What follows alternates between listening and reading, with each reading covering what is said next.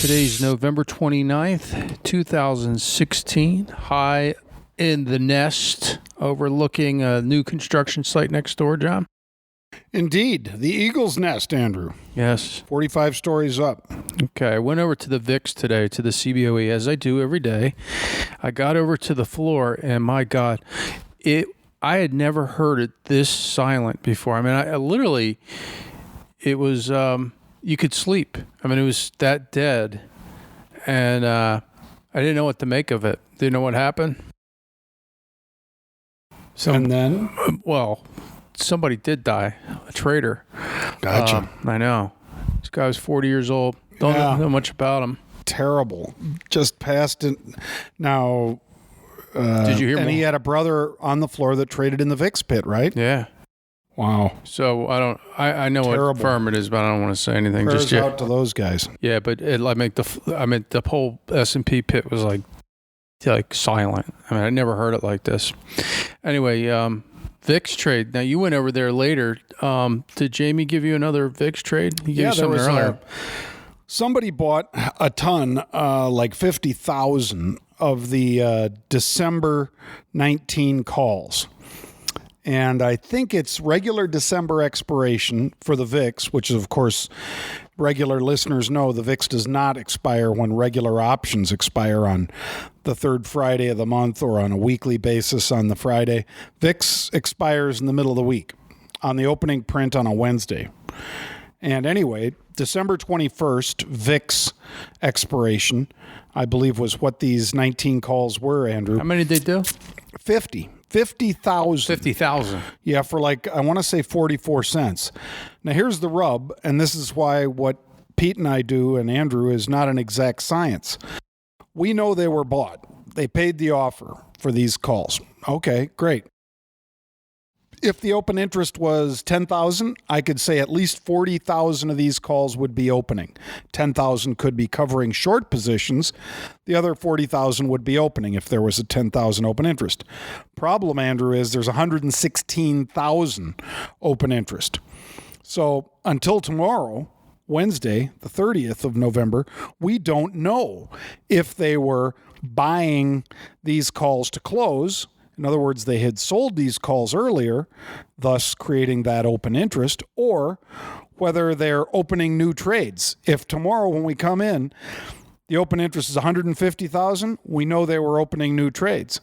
If the open interest has cut in half, or nearly in half, down to say 60,000 or so, then we can say, well, it was short covering. This is somebody who sold those calls at 80 cents 2 weeks ago and is buying them back for 44 today. Nice trade.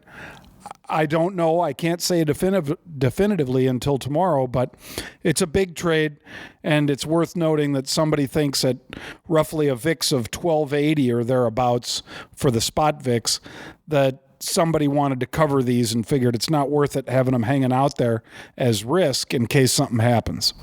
Okay, so that's give us something to look at tomorrow morning on the VIX opening print Wednesdays. Other exchanges, that was the CBOE. You're seeing some activity on ICE. Yep, ICE, bought baby. It today, in fact. Started to see some January double nickels, Andrew. I love that name, double nickel. Double nickels, 55. Now, is there when only you see one? 5 double nickels. So the doubles, it's only 55s, right? Well, technically, I guess you could have doubles whenever a number repeats. Yeah. Like, for instance, the 2250s. They call or those the 22 doubles? strike, for that matter. They call those doubles too? Call those doubles too. 7750s, they'd call that. Some people would call that doubles because, again, it's 7750. So there would probably be a 75, 7750, and an 80. For instance, and they might say doubles, I'll pay even, meaning they'll pay the whole number for the doubles. But in this case, double nickels means 5-5, double five. So January 55s in the ICE, the Intercontinental Exchange, the new owners of the New York Stock Exchange, they were buying these. And really? Yep. I bought them. I bought stock today and was trading calls around it, and we'll probably be in this for a couple weeks. You think you'll get a double off the doubles? Just kidding. Maybe. They were buying a lot, and they bought them from $1.10 or so, all the way to $1.35, I think, so far today. Okay, and the other one you mentioned that caught my attention was JCI, which I've owned forever. I got a dividend from them last month or two. The stock went down like $2. I'm like, what the hell? And it was they gave me a stock. I ended up selling the stock because I don't like spin-off stocks. They bought like 8,000 December calls in JCI. I think, Andrew, 47 was the strike. I don't have any fancy way to describe 47. I'm not going to say quattro set or anything.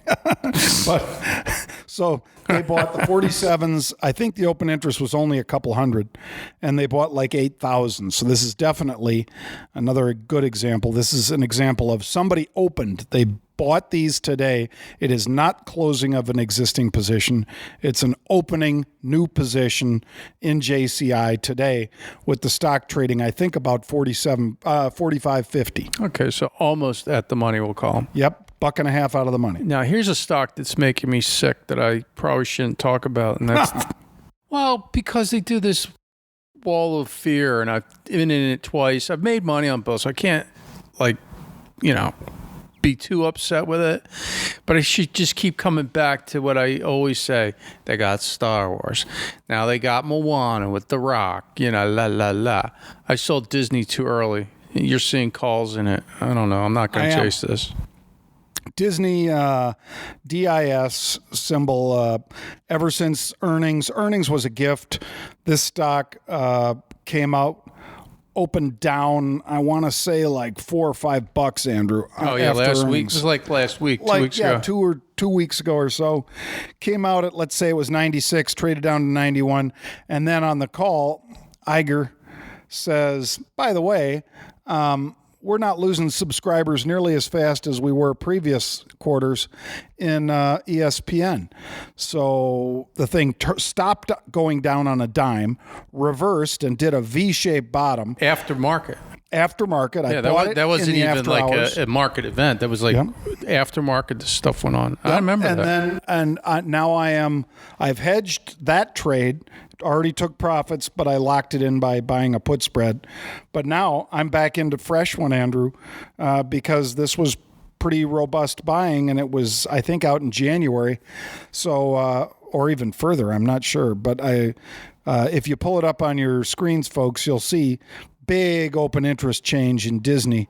I want to say, Andrew, like 18,000 of these things traded. And so I said, heck, I'm in. I'm in with stock trading, 99 and change. I got back in to Disney on the bull side. All right. Well, that's a good thing. I'll look at it when they start hating on it again, because there's always They'll those probably days. start hating on it right after Rogue One comes out, which is like middle of December. Rogue One is, of course, the Star Wars prequel. I've seen commercials for that. I don't care about Star Wars anymore. I don't know. There seem to be two camps. One camp is rabid for anything new Star Wars, unless it's got crappy things that look like teddy bears, which George Lucas, I'm sure, regrets that one as well. But as far as Star Wars and the true fans, they will go see this thing. They'll be lined up. They probably are buying tickets already, as far as I know, Andrew. But this will be a big one. And it'll be big because it's hitting just before Christmas. So a lot of kids coming back from school and things to do with your family over the holidays, all the rest. I think it could be one of the biggest December openings ever for a movie. We'll see. It's got all the markings.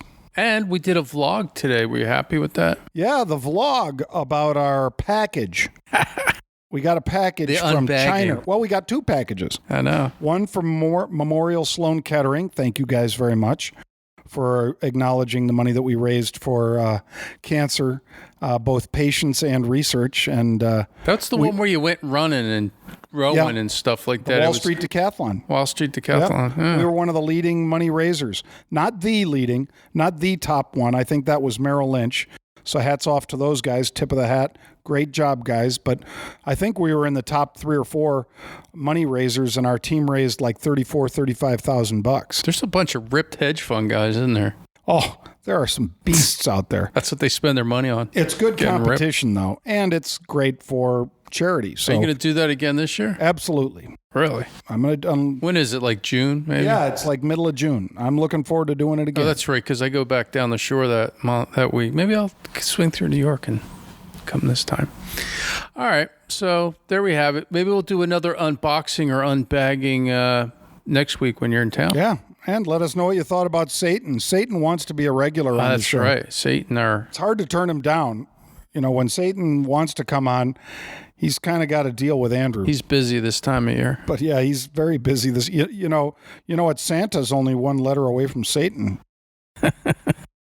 Santa. Where you learn this Remember, stuff? folks, you can subscribe on iTunes or through YouTube to the podcast.